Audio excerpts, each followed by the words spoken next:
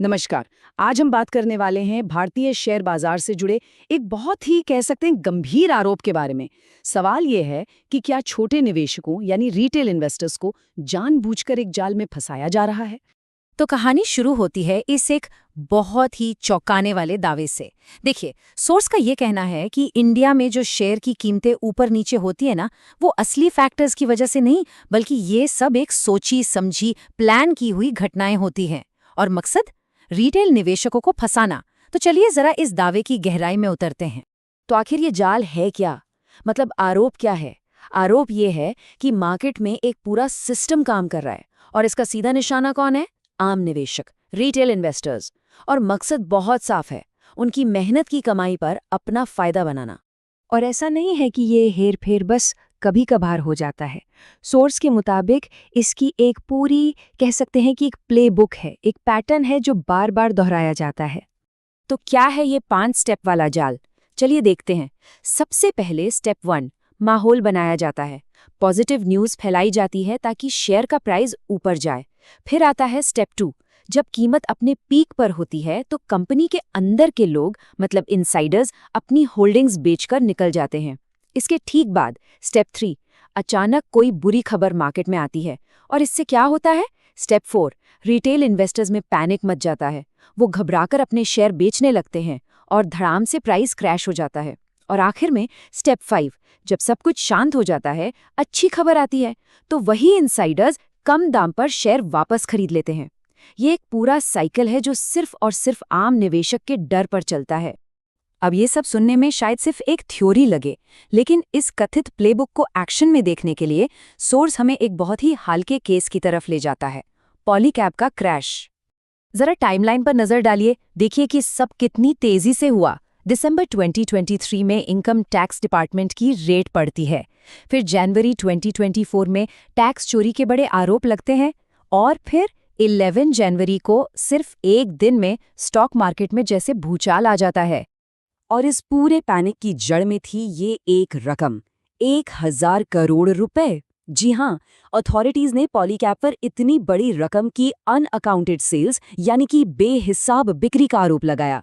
अब ये एक ऐसी खबर थी जिसे कोई भी इग्नोर नहीं कर सकता था। और इस आरोप का असर फौरन और बहुत ही भयानक। एक ही दिन के अंदर कंपनी का शेयर प्राइस 25% नीचे गिर गया। जरा सोचिए उन रिटेल इन्वेस्टर्स का क्या हुआ होगा जिन्होंने अपनी सारी बचत इसमें लगा रखी थी। और ये सिर्फ परसेंटेज का खेल नहीं था।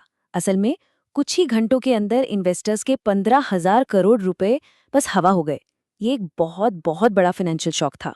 तो क्या पॉलीकैब का मामला एक अकेला ऐसा केस था? सोर्स के मुताबिक बिल्कुल नहीं।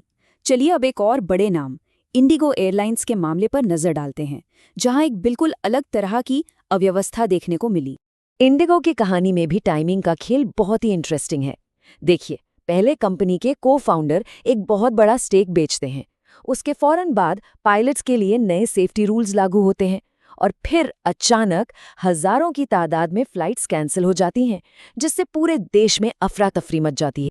तो सवाल उठता है कि ये सब हुआ क्यों? ऑफिशियल वजह तो ये बताई गई कि पायलट्स की सेफ्टी के लिए नए नियम लाए गए थे, लेकिन सोर्स का आरोप कुछ और ही कहानी कहता है। उनका कहना है कि ये इंजीनियर्ड क्योस था, मतलब जानबूझकर पैदा की गई अफरा तफरी, ताकि सरकार पर प्रेशर बनाकर इन नए सेफ्टी रूल्स को ही वापस ले लिया जाए।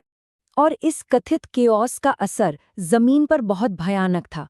कोई छोटा मोटा नंबर नहीं, 12.5 लाख पैसेंजर्स, 1.25 मिलियन लोग अचानक बीच रास्ते में फंस गए। एयरपोर्ट्स पर हंगामा, कंफ्यूजन, लोगों का गुस्सा। ये सिर्फ एक आंकड़ा नहीं था, ये एक बहुत बड़ा मानवीय संकट बन गया था। तो हमने 2 अलग-अलग केस देखे, पॉलीकैब और इंडिगो। पर क्या ये बस 2 अलग-अलग घटनाएं हैं? सोर्स के मुताबिक नहीं। ये एक बड़ी और ज्यादा चिंताजनक तस्वीर का हिस्सा हैं और इसी को वो डर्टी नेक्सस थ्योरी का नाम देते हैं। तो ये नेक्सस या कहें कि ये गठजोड़ है क्या? आरोप ये है कि इसमें कोई 1-2 लोग नहीं, बल्कि कंपनी के प्रमोटर्स, सरकारी मंत्री, मीडिया हाउसेस और बहुत अमीर लोग, ये सब के सब शामिल हैं। मतलब एक ऐसा जाल जिसमें कई बड़े और ताकतवर खिलाड़ी मिलकर काम करते हैं।